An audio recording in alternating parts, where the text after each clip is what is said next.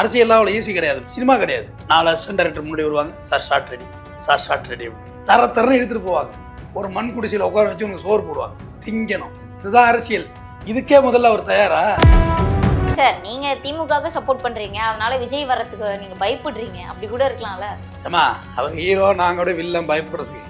நீங்க பயப்படுறதுனால தானே சேர் கூட கொடுக்க மாட்டீங்க. அவங்க பாவம் இப்பதான் கொடுத்துருக்காங்க, அடுத்த வாட்டி அவங்களும் கொடுக்க மாட்டாங்க. நாங்க பனையூர் குறை சொல்லியிருக்கோம், அங்க வந்தா கூட்டம் கூடிரும். கூட்டம் கொண்டா தானே பயப்படுவாங்க மத்தவங்க. ஏன் அவ்வளவு பயம்? சத்தியமா பயம், ரொம்ப பயமா இருக்கு. என்ன கொடிகம்பம் விழுந்துச்சு, நல்ல வேலை ஒருத்தனில் ஒரு இனோவா கார் 2ஆ போச்சு. அதே கூட்டத்துல பிடிங்கிட்டு விழுந்துருந்தா பயப்படாம என்னமா செய்வாங்க? ரேப் வாக்கு உனக்கு என்னன்னு கேக்குறேன் சார். நாங்க ட்ரெண்ட் செட் பண்றோம் சார், உங்களுக்கு என்ன சார் பிரச்சனை? அதாம்மா சொல்றோம், நீங்க அரசியல்வாதிகள், நீங்க இன்ஸ்டா இன்ஃப்ளூயன்சர்னு சொல்றீங்க, பொலிட்டீஷியன் கிடையாது. எந்த அரசியல்வாதியும் இந்த மாதிரி ரேப் பண்ணக்கூடாது, ஏதாவது சட்டம் இருக்கா? சட்டம்லாம் ஒண்ணும் இல்லம்மா. அப்புறம் எதுக்கு கிரீஸ் தடவுறீங்க? அதோட மாட்டி வேண்டியதானே. அதுல கொள்கை தலைவர்களை பத்தியா நீங்க பேசுறது கிடையாது. முதல்ல என்ன கொள்கையை கொண்டு வர்றீங்க நீங்க? உங்களுக்கு தான் ஒரு மண்ணாங்கட்டியும் தெரியல. இந்த மாநாடு ஷெட்டு போடுறாங்கம்மா, ஐயா 10 லட்சம் பேர் இங்க இருக்கணையா, அதுக்கு என்ன ஷெட்டு? காசை எடுக்கக்கூடாதுன்னு முடிவு எடுத்துட்டாங்க விஜய். எலெக்ஷனுக்கு தாங்குதா இல்லையான்னு பாருங்க கட்சி. அறுவை சிகிச்சையில் கத்தை என்பது வரலாறு, ரோபோட்டிக் சர்ஜரி என்பது இன்றைய கூறு. தங்கம் புற்றுநோய் சிகிச்சை மையம், நாமக்கல் மற்றும் கான்பூர். சார் வணக்கம். வணக்கம் சார். டிவிகேவினுடைய முதல் மாநாடு விக்கிரவாண்டியில நடந்தது. அடுத்ததாக இப்போ மதுரையில டிவிகேவினுடைய 2வது மாநாடு இன்னைக்கு. இந்த மாநாடு குறித்து நீங்க என்ன நினைக்கிறீங்க? இதுக்கு முன்பாக இந்த மாநாட்டிலே பல சம்பவங்கள் நடந்திருக்கு, அதை பத்தி சொன்னோம் கொஞ்சம். டிவிக்கவே தரமான சம்பவங்கள் தானே ஆரம்பிச்சதுல இருந்து. நான் விஜய் கட்சி ஆரம்பிச்சுட்டாருன்னு சொன்னோன்னே முதல் விஷயம் சொன்னேன், என் கேரியரின் உச்சத்திலிருந்து அப்படின்னாரு. உச்சத்திலிருந்து இங்கே எதுக்கு வரணும்? உச்சத்திலே இருக்க வேண்டியதானே. இங்கே அரசியல்லாம் அப்படி கிடையாது. நான் ஒன்றும் இப்போ நான் அதாவது பேசுகிறேன், நம்ம கமெண்ட் பாக்ஸ் நண்பர்கள், நம்மளுடைய தோழர்கள் அந்த கீழே வந்து வம்பாவும் திட்ட வேண்டாம், என்னை திட்டதுனால ஒரு அம்மாஞ்சலி. திமுக சப்போர்ட்டர் நீங்கலாம் வர சொல்றாங்களே சார். நான் கம்யூனிஸ்ட்காரம்மா, நான் திமுக சப்போர்ட் பண்ணுவேன். இதில் என்ன இருக்கு? நான் ஒன்றும் வெளிப்படையாக பேசுகிறேன். நான் வேற எங்கே போய் நிற்க சொல்கிறேன்? நீ பிஜேபியில் போய் நிற்கிறதா இல்லை எடப்பாடி பழனிசாமி போய் நிற்கிறதா? சொல்லுங்க, நான் எங்கே போகிறது? நீங்க ஏதாவது அட்டாக் பண்ணி பேசினா ஊப்பின்றாங்க. பரவாயில்லம்மா, என் சொத்தோட ஒரு ப்ராப்பர்ட்டி என்ன, எத்தனை கோடி ரூபாய்க்கு ஐடி கட்டுறேன்னு எனக்கு தெரியும். ஓகே, 200 வாங்கி நான் சோறு திங்கிறேன், ₹1 நான் வாங்கினது கிடையாது, அது கட்சிக்கே தெரியும். இல்லைம்மா, நான் பிஜேபியோட போக முடியாது. அது வலதுசாரி சிந்தனை, முதலாளித்துவ மனப்பான்மை. அது நான் சூத்திரன்னு எனக்கு தெரியும். நான் அங்கே போக மாட்டேன். நான் தந்தை பெரியார் கொள்கையால் ஈர்க்கப்பட்டவன். அவருடைய ஜாதிய மறுப்பை நான் கொண்டவன். அண்ணல் அம்பேத்கரை நான் ஒத்துக்கொண்டவன். அவர் மூலியமாக சட்டம் படித்தவன். கம்யூனிசத்தை ஏற்றுக்கொண்டவன். தொழிலாளி தான் முக்கியம், தொழிலாளிக்கும் சக மரியாதை கொடுங்க. இது எல்லாமும் ஒருமித்த இடமா எங்கே இருக்கோ அங்கே தான் நான் போக முடியும். இப்போ இந்த அதிமுக பழனிசாமி அவர்கள் இந்த சசிகலா காலில் தான் விழுந்து வந்தார். இன்னைக்கு சசிகலாவே அவர் பரட்டி விட்டு போகிறார். நான் இத்தனை நாள் கிங் டிவியில் பாலிடிக்ஸ் பேசுகிறேன், நீங்கள் கேட்டதுனால சொல்கிறேன். எனக்குன்னு ஒரு சார்பு இருக்கணும். கீழே உட்காந்துட்டு ₹200 ஊப்பிடுற, நாளைக்கு தூக்கி என்னை குட்டாசில் போட்டால் நீ வந்து பெயில் எடுக்க போறியா? ஒரு ஏதோ ஒரு மேட்ரு ட்ரிகர் ஆகிடுது, ஏடா கூடமாக ஆகிடுது, தூக்கி என்னை போய் குண்டாசில் போடுவா. நீ வந்து என்னை காப்பாற்ற போறியா? நீ கமெண்ட் அடிக்கிறனால எனக்கு நீ அடிச்சுக்கிட்டே உட்காந்துட்டு நான் பேசிட்டே உட்காந்துரு, எனக்கு என்ன இருக்குது? ஒரு சார்பு நிலை என்பது திராவிட முன்னேற்ற கழகத்துக்கு தான் நான் நிற்க முடியும். அவங்க தான் இடதுசாரிகளோடு இருக்கிறாங்க. அவங்கள்ட்ட தான் அந்த சமூக நீதியை பற்றி பேசுகிறாங்க. வேறு எந்த கட்சி பேசுது சமூக நீதியை பற்றி பேச்சு? அதனால் அது அவங்களோட நிலைப்பாடு. பட் நீங்கள் திமுகவை பற்றி கேட்டதுனால சொல்கிறேன். ஏன்னா பேச ஆரம்பித்தா பொலிட்டிக்கல் கான்ட்ரவர்சியாக நீங்கள் பேசுகிறீங்க சார் அப்படின்னு. மொத்தத்தில் விஜய்க்கு அரசியலே வேண்டாங்கிறது தான் என்னோடய கருத்து. அரசியல்லாம் அவ்வளோ ஈஸி கிடையாதுமா. இங்கே சினிமா கிடையாது. சினிமான்னு கேரவன்லேருந்து ரெடி பண்ணுவீங்க, 4 அசிஸ்டன்ட் டைரக்டர் முன்னாடி வருவாங்க, sir shot ready, sir shot ready அப்படின்னு. இரியா இப்போ தான் ஷாம்பு போட்டுருக்கார், சார் வருவார் இருந்து. சார் ஷாம்பு போடுறாரா, சார் ஷாம்பு போடுறாரா, அங்கே தகவல் போவோம். அடுத்து shot ready, shot ready, shot ready, caravan தொடர்ந்தோடலாம் தட்ட முடியாது. சார் மூட விட்டாய் வண்டி எடுத்துகிட்டு போயிடுவார் ஷூட்டிங் விட்டு. சார் ப்ரஷ் பண்ணிட்டுருக்கார், சார் ப்ரஷ் பண்ணிட்டுருக்கார், சார் ப்ரஷ் பண்ணிட்டுருக்கார், அப்படியே வரிசையாக போகும். பட் பாலிடிக்ஸ் அப்படி கிடையாது. ஒரே ஒரு ஓட்டு தான் இருக்கும். வயசான வீட்டில் ஊரை விட இருக்கும். காலைல விடுங்க புட்டேறு விட வேண்டியதுதான். எம்எல்ஏ விற்கிறதுனா அப்படி ஈஸின்னு நினச்சிட்டு இருக்கீங்களா? தட்டே வேறு வழியாக இருக்காது. தரத்தன்னு எடுத்தீங்க. ஹைஜீனிக் ஃபுட்டு, அது வந்து டைட்டேஷன் வச்சு ஃபுட்டு சாப்பிடுவீங்க.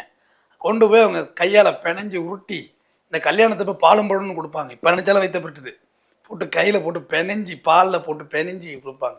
கல்யாணத்தை கொடுத்ததே அந்த பட்டு தான். தரன்னு எடுத்துகிட்டு போவாங்க. ஒரு மண் குடிசையில் உட்கார வச்சு உனக்கு சோறு போடுவாங்க, திங்கணும்.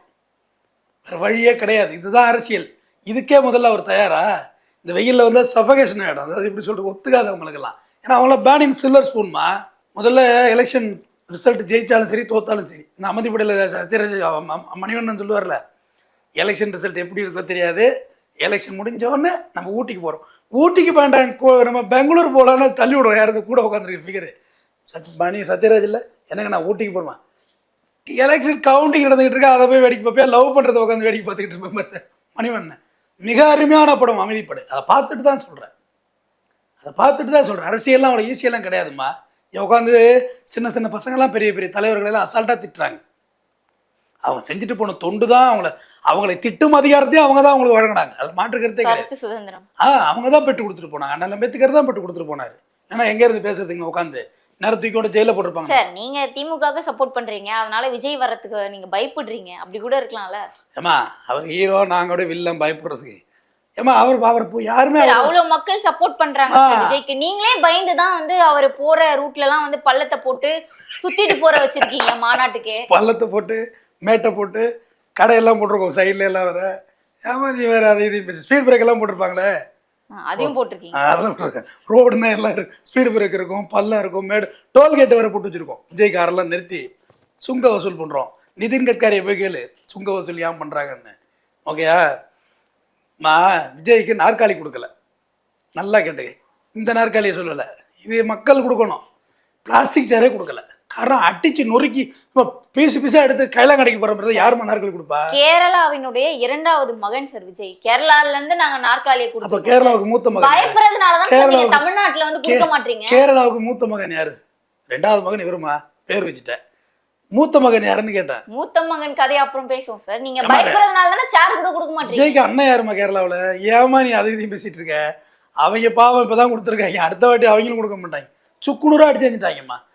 அன்னைக்கு புஷியானந்த் அண்ணன் வந்து பேசினார், உங்களை பற்றி நல்லா தெரியும், தலைவரிக்கு நீங்கள் வந்து ரொம்ப ஒழுக்கமானவங்க அப்படி பேசிட்டு இப்படி போல சேர எடுக்கிற இந்த பள்ளியோடத்து பயிலோல நம்மளும் பள்ளியோட முடிச்சோம்ல, இந்த ஆண்டு விழான்னு நடக்கும். அன்னைக்கு பார்த்தா வாத்தியார குச்சோட தெரிவாங்க. ஏன்னா அதுதான் ஃபேனை பிடிச்சி வலிக்கிறது, டெஸ்கை போட்டு உடைக்கிறது, அதேமாரி பயிலோ மாரி சேர ஏந்துக்கிறேன் வை வை வை கத்துறாப்புல.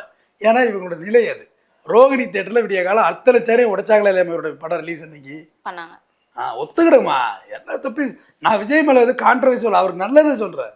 எடுத்து ஒரு கொடி கம்பம் 100 அடியில் கொடி, அது ரிமோட்டில் திறக்கிறது.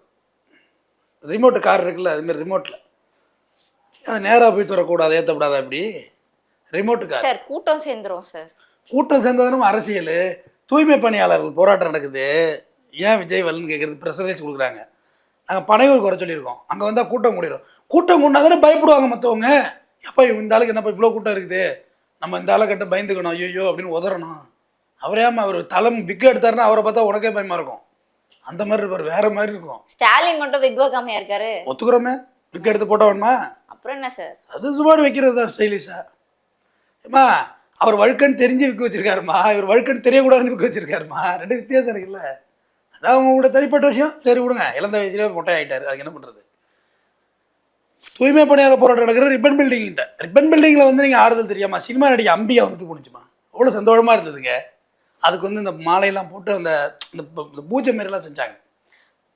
சரி, இவர் ஒரு பிரபலமான நடிகர், அவர் வந்தா நிறைய பேர் சேருவாங்க, அங்க ஒரு டிராஃபிக் ஆகும், அங்க போலீஸ்க்கு வந்து கொஞ்சம் பயமா இது, கொஞ்சம் பதட்டமான சூழ்நிலை. ஆமாம்மா, ஆனால் அதானே ஒரு கட்சி நடு ரோட்டில் வந்து உட்காரணும், வள்ளூர் கோட்டத்தில் வந்து உட்காரணும். முதல்ல ஒன்று புரிஞ்சுக்கோ, நம்மளே பெரிய பொலிட்டிக்ஸன் ஆகிட்டோம். அன்றாட நாட்டில் நடக்கிற விஷயங்களை பேசுகிறவன் தான் அரசியல்வாதி. நீ கலைஞர் வந்து நான் பெருமைக்கு சொல்லலாம், 5 பேப்பர் படிப்பாராம்மா காலையில். 5 பேப்பர் படிச்சுட்டு முரசொலிக்கு போராடிப்பாரான். யோ அதில் என்ன இந்த இக்குக்கு காணா போட்டிருக்க காலங்காத்தால் போன் வந்தாலும் அலறிடுவாங்கண்ணா. கடைசி வரையும் அப்படியே படிச்சிருக்காரு. ஒரு சின்ன ஸ்பெல்லிங் மிஸ்டேக் நான் புகழ்னா பொழுந்துட்டு போகிறேன், ஒரு சின்ன ஸ்பெல்லிங் மிஸ்டேக் கூட கவனிப்பாரான். அவ்வளோ அளவுக்கு தமிழ் ஞானம் அவருக்கு. சரி, அப்போ நீங்கள் எந்த பேப்பரும் படிக்கிறதில்ல, நாட்டில் எது நடந்தாலும் கவலை இல்லை, எதுக்கு கண்டனம் சொல்கிறது இல்லை, எந்த விதமான ஒரு சட்ட தீர்ப்புகளுக்கும் பதில் சொல்கிறது இல்லை, எந்த திட்டம் சென்ட்ரல் கவர்மெண்ட் கொண்டு வர எதுக்கும் நீங்கள் ஆப்போனண்ட்டும் பண்ணுறதில்ல, ஆதரிக்கிறது இல்லை. ஒன்று நீங்கள் பிஜேபியோட பி டீமாகவே இருங்க. எடப்பாடி பழனிசாமி விமர்சிக்கிறது இல்லை. ஊழல் கட்சி நிறந்துங்கிறாரு, எடப்பாடி பழனிசாமி எப்படி கூட்டணி போய் சேருவார்? இவர் ஜெயலலிதாவே ஊழல் தண்டனை பெற்றவங்க தானே, அக்யூஸ் தானே அவங்க அந்த வழக்கில். ஜெயலலிதா தான் இப்போ இல்லையே சார், அப்போ வச்சுக்கிறதுல தப்பு இல்லை. இப்போ வாஷிங் மிஷினில் போட்டு வெளுத்து எடுத்தாச்சு. எடப்பாடி பழனிசாமி மேலே டெண்டர் முறைகேடு வழக்கு இருக்குது, விஜயபாஸ்கர் மேலே குக்கா முறைகேடு வழக்கு இருக்குது. சொல்லுங்க வரிசையா. திமுக யார் மேலேயும் இல்லை, இல்லைன்னு சொல்லவே இல்லை, இருக்க நான் இப்போ என்னமோ ஒரு பக்கமாக தூக்கிட்டு முட்டு மரம் தூக்கிட்டு பேசுகிறேன். இருக்குமா, இருக்கு, நான் இல்லைன்னு சொல்லவே இல்லையே. எல்லார் மேலேயும் வழக்கு இருக்கு. சரி, இந்த டிவிகே விஜய் மதுரை மாநாட்டுல நடக்கிறதுனால நீங்க எல்லாருமே பயப்படுறீங்க அப்படின்னு விஜய் ரசிகர்கள் சொல்றாங்க. உண்மையிலே பயமா இருக்குமா? ஏன் அவ்வளவு பயம் விஜய்? சத்தியமா பயம், எனக்கு ரொம்ப பயமா இருக்கு. எனக்கு கொடிகம்பம் விழுந்துச்சு. நல்ல வேளை ஒருத்தனில் ஒரு இனோவா கார் 2ஆ போச்சு. டொயோட்டா கம்பெனிக்காரனுக்கே சேலஞ்சு விட்டாங்க. அதே கூட்டத்தில் பிடிங்கிட்டு விழுந்துருந்தா பயப்படாம என்னம்மா செய்வாங்க? குடிக்க தண்ணி இல்லை. அந்த மீட்டர் பைப் போட்டிருந்தாங்களா, ஒரு சொட்டு தண்ணி வரல.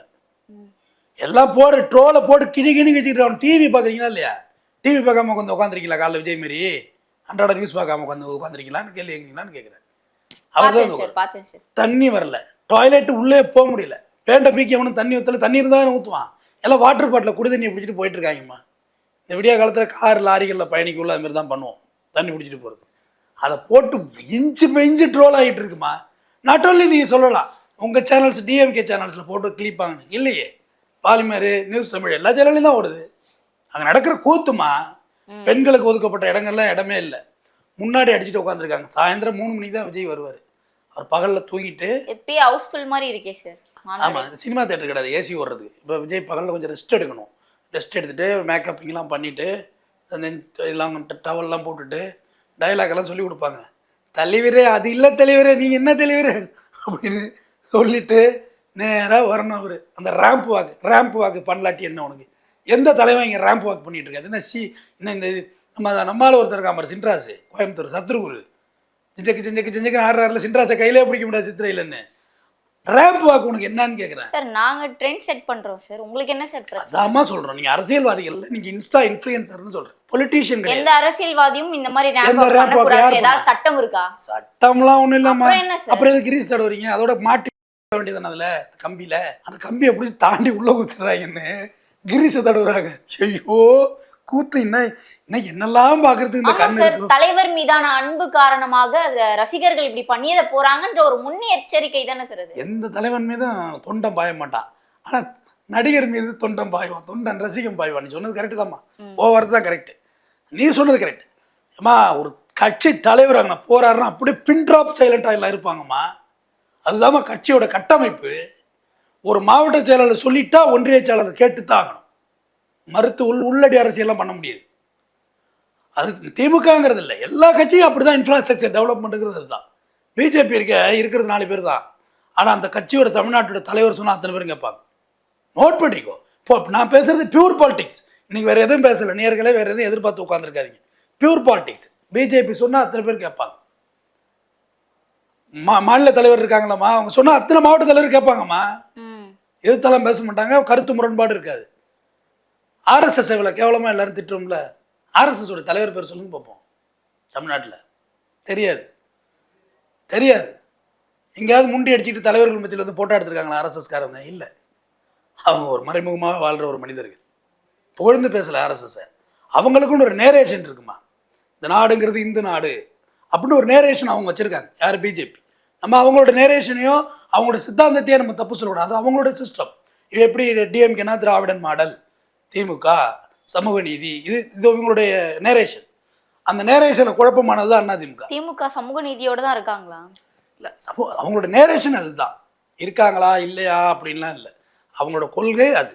திமுகவோட பொதுச் செயலாளர் இன்னைக்கும் ஆராசா தானே இருக்காரு, துணை பொதுச் செயலாளர். பாமக பற்றி உங்களுக்கு என்ன தெரியும் சொல்லுங்க? பாமகவுடைய பைலாவுடைய பொருளாளர் தலித் தான் இன்னைக்கு வரைக்கும் பைலாவே. அது ஒரு பெருமையா வர சொல்றீங்களே சார்? பெருமை தாங்க சொல்லணும். தலித் இருக்கிறதுல என்ன சார் பெருமை? அதை ஒரு கட்சி கொடுக்குறாங்க, ஆனா அவங்க நீங்க வேற ஜாதியா தானே கட்டமைக்கிறீங்க. அதுல ப்ளூ இருக்குல்லம்மா, ப்ளூ வந்து கீழே இருந்திருக்கு. ராம்தாஸ் ஐயாவோட பேட்டி இதுனா கீழே இருந்திருக்கு. அடுத்த வாட்டி சொல்லுங்க, என்னையா ப்ளூ வந்து அம்பேத்கரோட அம்பாசிடர் கலர், அதை கீழே கட்டுவீங்களேன்னு. அடுத்த நாள் கொடி தலைங்கீழா பிறந்துச்சு, ப்ளூ இதுக்கு மேலே வச்சு கட்டினாங்க. பாமகவுலமா இந்த இவர் விஜய் இன்ன வரைக்கும் அதில் ஏதாவது பண்ணியிருக்காங்களா? இப்போ ஆரம்பிச்சு ஒரு தானம்மா. இப்போ திமுக கொடிங்கிறது பழசுமா, அதில் கருப்பு சேப்பு இருக்குமா. கருப்பு வந்து திராவிட கலர். பாக்கி எல்லா கட்சியும் வச்சாங்க, அதிமுக எல்லா கட்சியும் வச்சாங்க. ஆனால் இப்போ ஆரம்பிச்சு ஒரு தானம்மா, அதில் ஒரு நீளம் இருக்காமா? அதில் இல்லை. ஆனால் அம்பேத்கரை பற்றி பேசுகிறாரு. மஞ்சள் வச்சிருக்காருல, 2 யானையை வச்சு, பெபிக்கால் யானை தான் 2 பெபிக்கால் யானை, அதை வச்சு குடி வச்சிருக்காருல்லம்மா. ஒரு ப்ளூ வச்சுட்டு போக வேண்டியதானம்மா. அஞ்சலி அமலை பற்றி 10 நிமிஷம் மேடையில் பேச சொல்லி பார்ப்போம். 10 நிமிஷம் ரொம்ப வேண்டாம். ஆனால் அம்பேத்கரை பற்றி ஒரு 10 நிமிஷம் பேசல. கொள்கை தலைவர்களை பற்றியே நீங்கள் பேசுறது கிடையாது. முதல்ல என்ன கொள்கையை கொண்டு வர்றீங்க நீங்கள்? இல்லை என்ன சினாரியோ ஒன்று இருக்கணும்ல. இப்போ நான் சொன்னேன், இப்போ பிஜேபிக்கு ஒரு சினாரியை சொன்னேன், ஆர்எஸ்எஸ்க்கு ஒரு சினாரியை சொன்னேன், திமுகவுக்கு ஒரு சினாரியோ. விஜய் தான் அவருடைய கொள்கைகள்லாம் சொன்னாரே சார். என்னது சொன்னதானே தெரிஞ்சுக்கலாமா? ஒரு இல்லாமா நீ வேற கொள்கை இல்லை, ஒன்றும் இல்லை, ஆட்சியில் போங்க அதிகாரத்தில் போங்க, யாருமா உங்களை கூப்பிட்டு கொடுப்பா? விஜயகாந்தை விட இவர் ஒன்று புதுசா சொல்லும் போது நல்லா இருக்கே சார் கேட்காது. சூப்பராக இருக்கும். சினிமா பாட்டு கூட தான் நல்லா இருக்கும். தேசிய கீதம் வச்சுருவோமா? ஏன் சார் பண்ண வாய்ப்பு இருக்குல்ல சார். இவர் நாளைக்கே சிஎம் ஆனா பண்ணலாம்ல. அது ஒர்க் அவுட் ஆகலாம், வாய்ப்பு இருக்குல்ல. இது சினிமா பாட்டு தேசிய கீதம் வைக்கிறதா? சினிமா பாட்டு இல்ல சார். இவர் ஆட்சியில பங்கு, அதிகாரத்துல பங்கு. யாருக்கிட்ட கேட்பீங்க? யாருக்கிட்ட பங்கு கேட்குறீங்க? கூட்டணி கட்சிகள் கூட. விஜயகாந்தை விட விஜய் பெரியாள்னு சொல்ல வரீங்களா? இல்ல இல்லை, மனச்சாட்சியோட பேசுங்க. இல்ல முறைப்படி 10 ஒரு கட்சி ஆரம்பிச்சோ நிறைய பேர் பிரேமலதா விஜயகாந்தை பார்த்துருக்கணும். நீ தான் இப்போ சின்ன பையன், கன்னி கட்சிக்காரன். ஓகேவா? கன்னி திருடுற மாதிரி கன்னி கட்சிக்காரன். இன்னும் உனக்கு ப்ரொமோஷன் எவ்வளோ லிஸ்ட் இருக்குது. போய் நீ சந்திக்க வேண்டியதானே. முதல்வர் உடல்நலம் சரியில்லாமல் இருந்தார், போய் பார்த்தியா? சொல்லுங்க, பேசுவோம், இப்படி பேசுங்க, அரசியல் பேசுவோம். அரசியல்லாம் முதல்ல எங்களுக்கு அவங்க எதிரி சார். நாங்க ஏன் பார்க்கணும்ன்ற மனப்பாங்க இருக்கும்ல சார். இதுதாம்மா உங்களுக்கான அரசியலே என்னன்னு தெளிவு இல்லாமல் பேசிக்கிட்டு இருக்கீங்க. ஜெயலலிதா செத்தாங்க, அம்மா இறந்து போயிட்டாங்க, அவங்களுக்கு கிரிட்டிசிசம் பண்ணக்கூடாது. ஓகே, நம்ம என்னுடைய பாலிசி அது. அப்போ தளபதி மு க ஸ்டாலின் நம்ம போய் பார்க்குறாரு. உங்களை ஆளக்கூடாதுன்னு தான் நாங்கள் நினச்சோம், வாழக்கூடாதுன்னு நாங்கள் நினச்சது இல்லைன்னு அழ ஆரம்பித்தார், கண்ணு தண்ணி ஊற்ற ஆரம்பிச்சார். எல்லாதாம்மா அரசியல் நாகரிகம். சீமான் அப்பா செத்துட்டார், ஃபோன் பண்ணி பேசினாரா இல்லையா ஸ்டாலின்? கவலைப்படாதீங்க, ஜாக்கிரதையாக இருங்க, உடம்பு சரியில்லை சீமானுக்கு ஒரு வாட்டி, உடம்பை கொஞ்சம் ரெஸ்ட் எடுங்க அப்படின்னு பேசுகிறார். இதுதாம்மா அரசியல் நாகரிகங்கிறது. பொலிட்டிக்கல் ஒரு டீசன்சி இருக்குது. முதல்வர் உடம்பு சரியில்லை, உனக்கு ஒரு சான்ஸ் போய் பார்த்துட்டு உடல்நலம் பார்த்துட்டு பழங்களை வாங்கி கொடுத்துட்டு உடம்பை பார்த்துங்க ஐயா அப்படின்ட்டு வரணும்ல. ஏம்மா எதிர்கட்சிங்கிறதுல வேறம்மா. முதல்ல நம்ம நாட்டுடைய முதலமைச்சர், இப்போ பிரதமர் மோடி இருக்கார்ல, அவரோட செயல்பாடை நான் திட்டுவேன், விமர்சிப்பேன், என்ன வேணுமோ பேசுவேன். ஆனால் அவர் என் நாட்டின் பிரதமர். நான் யார்த்தவன்ட்ட விட்டு கொடுத்து நான் பேச முடியாது. என்னோட இந்தியாங்கிறப்ப என்னோட என்ன, நான் தமிழ்நாடு, இந்தியாவே என் நாடுற ஆதிக்குடியே நம்ம தான், தமிழ் குடி நம்ம தான், நம்ம இந்தியாவே நம்மளுது. என்ன தனித்தமிழ்நாடு கோர்றது, இது மொழிவாரி மாநிலம் பிரிக்கிறது, இந்தியாவே நம்ம தான். அது அண்ணல் அம்பேத்கர் சொல்லிட்டு போயிருக்காரு. இந்தியாங்கிற ஒரு நாட்டுக்கு ஆள தகுதினா தமிழர்களுக்கு மட்டும்தான். எல்லா மொழிக்காரனுக்கும் இங்கே வரலாறு இருக்குமா? ஆனால் தமிழுக்கு மட்டும்தான் வரலாறும் இருக்கிறது, அதுக்கு இடையான ஆதாரங்களும் உங்கள்கிட்ட இருக்கிறது. ஆதாரமும் இருக்கு. சரி, இந்த விஜயோடைய மதுரை மாநாட்டுல தகர ஷீட்டு கூட போடாம வச்சிருக்காங்க. வெயில் அதிகமா இருக்கிற நிலையில இந்த மாதிரி பண்றது எந்த விதத்துல நியாயம் அப்படின்னு ஒரு கேள்வி வருது சார். போன மாநாட்டில் குடிக்க தண்ணி இல்லாமல் வச்சாங்கம்மா, தண்ணியே வைக்கலாமாங்க. அம்மா ஒரு விஷயம் இருக்கு, எப்படி புரிய வைக்கிறதுனா, ஒரு மாநாடு எப்படி, நீ நிறைய மாநாட்டு புண்ணியம் தெரியும். மாநாட்டு அமைச்சர்னே ஒருத்தர் இருக்கார் திமுகவில், பேர் சொல்லுங்க, KN நேரு. அவர் பேரே மாநாட்டு அமைச்சர். சொன்னால் போதுமா, 10 லட்சம் பேருங்க, அவ்வளோதான். 10 லட்சம் பேருக்கு மாநாடு இருக்கும், 10 லட்சம் பேருக்கு சாப்பாடு இருக்கும், ஒருத்தர் கூட ஒரு சிக்கன் பீஸ் குறையாமல் எக்கு குறையாமல் கணக்கு இருக்கும். அதுதான் அதுக்கான நாலேஜ். ஒன்றும் தப்பு இல்லையா? புசியானது போய் KN நேரை பார்த்து கேட்கலாம், இல்லை ஒரு மாநாடு எப்படி பண்ணணும். இல்லை நீங்கள் அவங்க யாரை வச்சு போடுறாங்கன்னு பார்த்தாலும் அவங்களே போட்டு கொடுத்துட்டு போயிருப்பாங்களே. உங்களுக்கு தான் ஒரு மண்ணாங்கட்டியும் தெரியல. அந்த மாநாடு ஷெட்டு போடுறாங்கம்மா, ஐயா 10 லட்சம் பேர் இங்கே இருக்கணும்யா, அதுக்கு என்ன ஷெட்டு? காசை எடுக்கக்கூடாதுன்னு முடிவு எடுத்துட்டாருமா விஜய். கட்சினா எத்தனை எலெக்ஷனுக்கு தாங்குதா இல்லையான்னு பாருங்க. கட்சி 2026 எலெக்ஷன் உள்ள கட்சி இருக்காங்க. நீங்க வேற 2026ல சிஎம்ஏ ஆக போறாரு. ஐயோ, இது மந்திரிச்சு தான் உடனே இதெல்லாம் நம்ம என்ன பண்ண முடியும்? ஏமா தகர ஷீட்டு போட்டு உள்ளுக்குள்ள துணி கட்டணும், அது ஹைட்ல இருக்கணும், ஃபேனு, ப்ரொஃபல்லர் ஃபேனு, எக்ஸாஸ்டர், அந்த எக்ஸாஸ்ட்லாம் கிட்ட போனோம் தலைமையில பிச்சு அழுட்டு போயிடும். ஏன்னா ஒரே நேரத்தில் அவ்வளோ பேர் உட்காந்தா சுவாசம் என்ன ஆகும்? ஹீட்டு. அந்த துணி கட்டணும். எப்படி ஒரு மாநாடு இருக்குன்னு தான் சொல்கிறேன். தாவேக்கா தொண்டர்களே என்னை திட்டுவதாக இருந்தால் புரிந்து கொண்டு திட்டுங்க. துணி கட்டும். துணி எப்படி இருக்குன்னா, அந்த தகரத்துக்கும் துணிக்கு கேப் வைப்பாங்க. ஏன்னா தகர ஹீட் ஆகி துணி ஃபயர் ஆகிடும், அது கேப் வைப்பாங்க. உள்ளுக்குள்ளே தீப்பெட்டி சிகரெட் அதை அலோவ் பண்ண மாட்டாங்க. ஆமாம்மா, ஒருத்தன் கொளுத்தி போட்டாலும் முடிஞ்சு போச்சு கூட்டத்துக்குள்ள, எல்லாம் மிரிப்பட்டு சேர்த்துருவாங்க. 4 பக்கமும் எக்ஸிஸ்ட் இருக்கும். ஏதோ ஒரு அசம்பாவிதம், ஒரு ஃபயர் ஆகுது, இல்லை மாநாடு சரிஞ்சு விழுது, 4 பக்கமும் எக்ஸிஸ்ட், எல்லாம் உடனே ஓடிடணும். பார்க்கிங் நம்பி போச்சுமா, காலையிலேயே முடிஞ்சிருச்சு. பார்க்கிங் நம்பி போச்சு. பொட்ட வெயில நிற்குது காரு, எவ்வளோ பெட்ரோல் கார் நிற்குது. ஒரு கார் ஃபயர் ஆனால் போதும், ஒரே ஒரு கார் பிடிச்சதுன்னா போதுமா, நினைக்கிறதுக்குள்ள எல்லாம் நடந்து போயிடும். மாநாடு நடத்துகிற விளையாட்டு விஷயமா? அந்த ஷெட்டு போடுறாங்கல்லம்மா மாநாட்டுக்குன்னு, இந்த மாதம்பட்டி சமயக்கார மாதிரி ஏகப்பட்ட பேர் இருக்காங்கல்ல, அவங்கள்ட்ட கூப்பிட்டு 20 லட்சம் பேர் சாப்பிட்ணுங்க. அவங்க பார்த்துப்பாங்க அந்த வேலை, நீ எதுவும் செய்ய வேண்டாம், பில்லு மட்டும் கொடுத்தா போதும். ஒரு 10 லட்சம் பேர் உட்காரத்து ஒரு ஷெட்டு போடுங்கன்னா பில்லு எங்க அக்கவுண்ட்ல இருந்து போகணும் அப்படின்றதுனால கூட கொடுக்காம இருக்கலாம். ஆமா, அதான் பணத்தை செலவு பண்ணாம அரசியல் பண்ண முடியாது. சிவாஜி கணேசனே பண்ண முடியலம்மா. பணத்தை அழிக்கணும், அப்படியே ஒரு அழியும் பணம், அப்படியே கண்ணெதிர அழியும். சார் என்னோட லாஸ்ட் கேள்வி என்னன்னா, இவ்வளோ நடிகர்கள் அரசியலுக்கு வந்திருக்காங்க, அப்பெல்லாம் இவ்வளோ எதிர்ப்பு இல்லை, விஜய் வரும்போது மட்டும் ஏன் இவ்வளோ எதிர்ப்பு? ஏன்னா பயப்படுறீங்களா? அவர் அரசியலுக்கு என்ட்ரி ஆகிறாரு. முதல்ல நீ என்ட்ரி பிகினிங் வர்றீல, பிகினிங் வரக்குள்ளே உனக்கு இவ்வளோ ஆப்போஸ் இருக்குங்கிறத உனக்கு புரியல. உன்னை நுழைய விட்ருவாங்க. நினைக்கிறேன் விஜயகாந்தே ட்ரோல் மெட்டீரியல் ஆக்கிட்டாங்க கடைசா. விஜயகாந்தை எனக்கு சின்ன பிள்ளையிலேருந்தே பிடிக்கும். சண்டை போடுவார் பயங்கரமாக. சின்ன வயசுலேருந்து விஜயகாந்த் ரசிகன் தானா. என்ன ஆசை மச்சான் அந்த மாதிரிலாம் வளைச்சி வளைச்சி தேட்டரில் பார்த்துருக்கு. திருத்த முடியாது டெலிக்ஸில் விஜயகாந்தே ட்ரோல் மெட்டீரியல் ஆகிட்டார் கட்டத்தில். இன்ன வரைக்கும் விஜய் ஒரு ப்ரெஸ் மீட் சந்திக்கலை. அதுக்கு பற்றி பதில் பேச மாட்டேறீங்க. என்னென்னவோ பேசுகிறீங்க சம்மந்தம் தானே. ப்ரெஸ் மீட் சந்திச்சாரா? அப்படியே காதில் ஒயரை விட்டு வாயில் இழுத்துருவாங்கம்மா. பட்டு பட்டு 10 கேள்விக்கு மேலே உங்களால் பதில் சொல்ல முடியாது. அப்படி சந்திச்சுட்டா என்ன பண்ணுவீங்க? நானும் பார்ப்பேன் உட்காந்து. சந்திச்சுட்டாரு, அதில் என்னென்ன ட்ரோல் கிடைக்குதுன்னு பார்ப்பேன். இங்கே ப்ரெஸ் மீட் கொடுக்கலன்னா அறிக்கை விட்டுட்டு இருக்குமே சார். அது யாரோ டைப் பண்ணி யாரோ கொடுத்து யாரோ கையெழுத்து போடுறது தானே. இதில் என்ன இருக்குது? தலைவரே விஜய் எதுவுமே பண்ணாத மாதிரி தலைவரே அங்கே 150 பேர் செத்துட்டாங்களாம் தலைவரே. எங்கே செத்தாங்க தெரியல தவிர கேட்டு சொல்கிறாரு. மாவட்டம் யார் 150 பேர் செத்தது? 150 பேர்லாம் இல்லைண்ணே, 300 மேலே இருக்குண்ணே. தலைவரே 300 எடிட் 300 கொடு. மருத்துவமனையில் எவ்வளோ பேர்? விஜய் கையை சீலை போடியா. ப்ரெஸ் ரீட்ஸ் இப்படிதான் அரசியல் பண்ணிட்டு இருக்காரு. இப்படிதான் பண்ணிட்டு இருக்காரு. எங்கே போனீங்க நீங்கள்? ஏம்மா ஊரே வந்து போராடிச்சு அண்ணா யூனிவர்சிட்டி போராட்டத்துக்கு வந்தீங்களா? பொள்ளாச்சி பாலியல் சம்பவத்துக்கு ஊரே நன்றி சொல்லிச்சு. நீங்கள் என்ன சொன்னீங்க? ஜட்ஜ்மெண்ட் கொடுத்தாங்கல்ல, என்ன சொன்னீங்க? அம்மா அரசியல்வாதினா முதல்ல நான் பேச வந்ததே என்னை மாற்றி என்னை குழப்பி விட்டு விஜய் கட்சிக்கார மாதிரி என்னை மாற்றிட்டேன். நீ அரசியல்வாதினா அன்றாட காலையில் செய்தித்தாளில் என்ன நடந்திருக்கு, இதில் எதுக்கு நம்ம கண்டன அறிக்கை கொடுக்கணும், எதுக்கு நன்றி அறிக்கை கொடுக்கணுன்றது 2 விஷயம் தெரிஞ்சுக்க. முதல்ல கலைஞரோட வரலாறை போய் பாருங்கள். ஆளுங்கட்சி செஞ்ச நன்றி நல்ல விஷயத்துக்கு நன்றி அறிவிப்பு தான் முதல்ல கொடுப்பாரு கலைஞர். இந்த திட்டம் கொண்டு வந்துருக்காங்க, நல்ல திட்டம். ஆனால் இந்த திட்டத்துக்கு நான் எப்போ விதை போட்டேங்கிறத எழுதியிருப்பார் கடைசா. விதை நான் போட்டதும் வரல, அதை எழுதுவார். அடுத்து கண்டனம். இந்த செயல்பாடு கண்டனத்துக்குரியது. மு கருணாநிதி தலைவர், திராவிட முன்னேற்ற கழகம். இதை கற்றுக்கணுமா? முதல்ல நிறைய புத்தகங்கள் படிக்கணும். Politics is not easy. நிறைய புத்தகங்கள் படிக்கணும். நெல்சன் மண்டேலாவோட வரலாறை படிங்க. ஜெயிலுக்கு அன்னைக்கு ஒரு போராட்டத்துக்கு வந்தாங்க விஜய் கட்சிக்காரங்க. போலீஸ் பிடிச்சிட்டு போய் விஜய் கட்சிக்காரங்களே 100 பேருக்கு மேலே இருந்தீங்கன்னா கல்யாண மண்டபத்தில் வச்சு புளியோதரை கொடுத்து சாயந்தரம் அனுப்பிச்சிடுவாங்க. தெரிச்சு ஓடுறாங்கம்மா எல்லாரும் விழுந்து.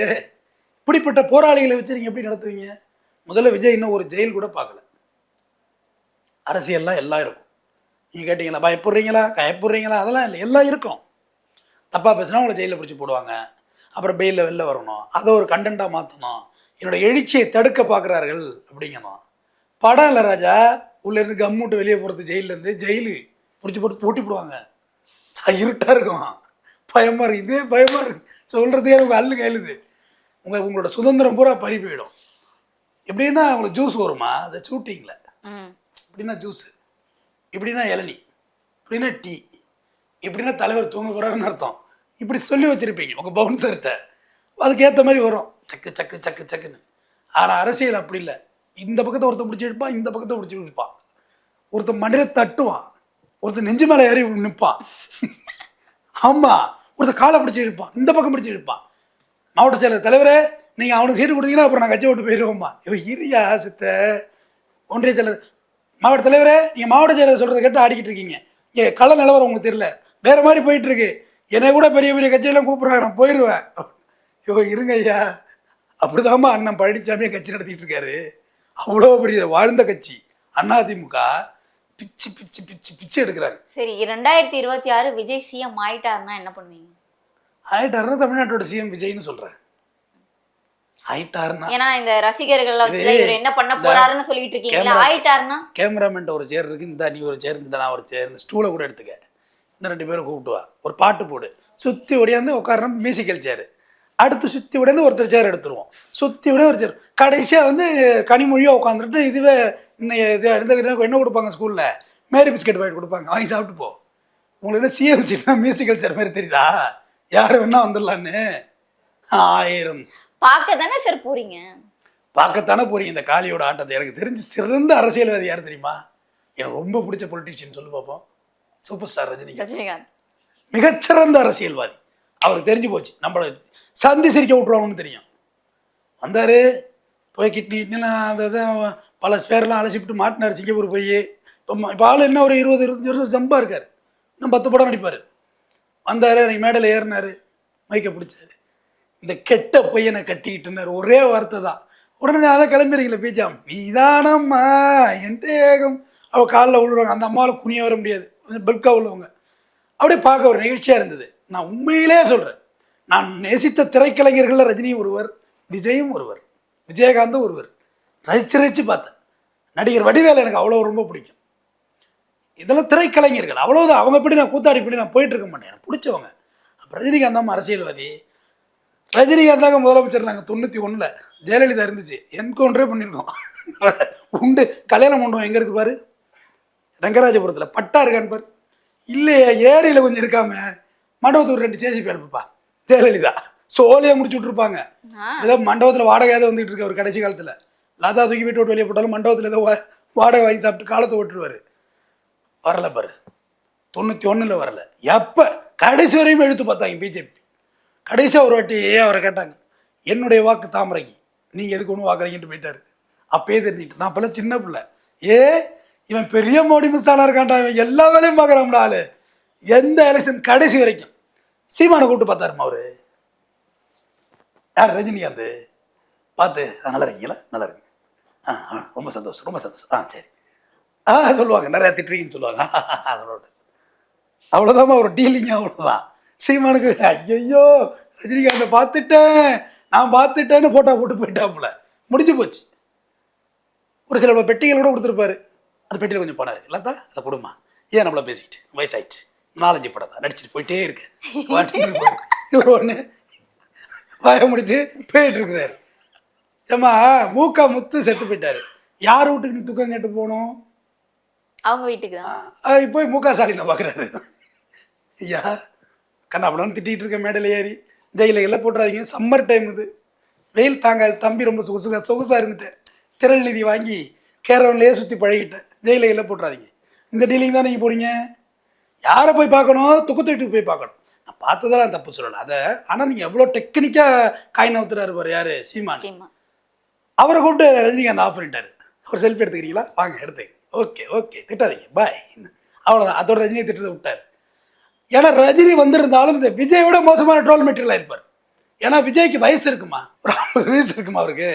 விஜய்க்கு இன்னும் ஒரு 10 வருஷம் ஸ்டடி பண்ணணும். நீங்கள் 26 ஆகிடுவார், 23 ஆகிடுவாருங்கிற, 20 ஆகிடுவாருன்னு சொல்ல போகிறீங்க. நடந்து முடிச்சுட்டு 5 வருஷம் ஆகிட்டு. இன்னும் ஒரு 10 வருஷம் நீங்கள் ஸ்டடி பண்ணணும். ஸ்டடி பண்ணி உங்களோட கூட்டணி வரணும், 4 பேர் வரணும், வந்து வந்து வந்து வந்து ஸ்டடி ஆகி நீங்கள் ஒரு நான் தப்பு, அவர் லீடர் ஆகிறதுக்கான வழி தான் சொல்கிறேன். அது காலங்கள் எடுக்கும்.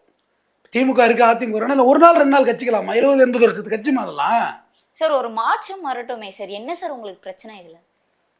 அவர் வரட்டும், ஆகட்டும், எப்படி பண்றாருன்னு பார்ப்போம், வாய்ப்பு கொடுக்கலாம் எல்லாரும். உங்கள் தொகுதி என்ன? செங்கல்பட்டு. செங்கல்பட்டு தானே உங்கள் தொகுதி. யார் எம்எல்ஏ? வரலட்சுமி மதுசூதனன். வரலட்சுமி மதுசூதனன். இந்த வாட்டி நாமினேஷன் கட்ட, அது கட்டுற தொகையை நான் கட்டிடுறேன், உங்களோட வைப்பு தொகையை நான் கட்டிடுறேன். ஓகேவா? நம்ம கிங்கி சர்வை கட்டிடுறோம். எல்லா வீடு வீடாக போய் ஓட்டு கேட்குறேன்.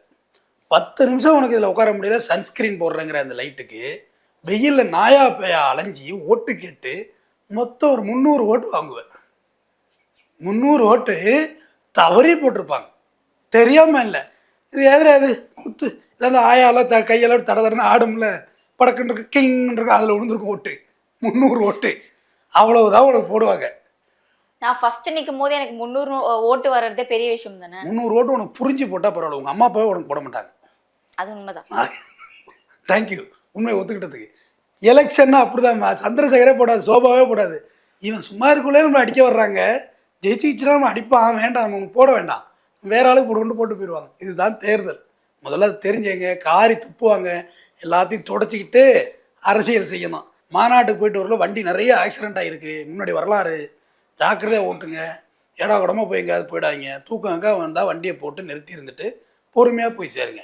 தளபதி தளபதி தளபதினு பாட்டை போட்டு வேன் டிரைவரை டிஸ்டர்ப் பண்ணாதீங்க, அவன் எங்கே அவன்கிட்ட பரட்டி விட்டு போயிடுவான். நல்லபடியாக வீடு போய் சேருங்க. நன்றி, வணக்கம். நன்றி சார். இந்த டிவிகே மதுரை மாநாடு குறித்து பல தெரியாத தகவல்களை பகிர்ந்துக்கிட்டீங்க. தொடர்ந்து பேசலாம் சார். நன்றி. அறுவை சிகிச்சையில் கத்தை என்பது வரலாறு, ரோபோட்டிக் சர்ஜரி என்பது இன்றைய கூறு. தங்கம் புற்றுநோய் சிகிச்சை மையம், நாமக்கல் மற்றும் கான்பூர்.